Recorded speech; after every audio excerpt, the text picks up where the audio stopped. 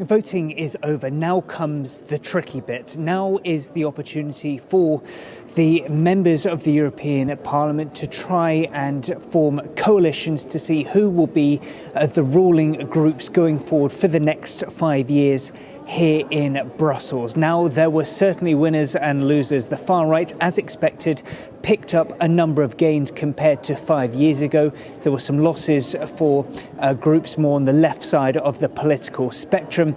Crucially, for the European People's Party, who were the biggest winners both last year and this year, their centrist coalition remains largely intact. However, it has been dented. What that means going forward is that the centrist grouping of three groups, the EPP, the European People's Party, the Socialists and Democrats, as well as Renew, that really were the three biggest parties and the governing coalition for the past 5 years.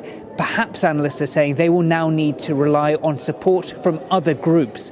Who those groups will be, that remains to be seen. Some parties have already said categorically they will not extend their hands and work with the far right. So that means huge questions reign for the likes of European Commission President Ursula von der Leyen, who is the head of the EPP.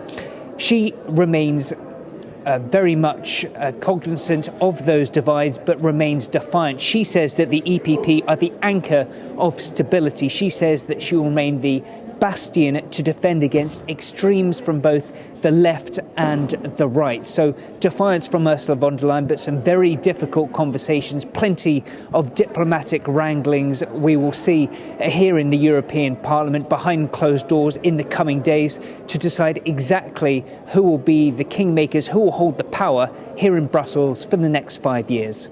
William Denselow, SABC News, Brussels.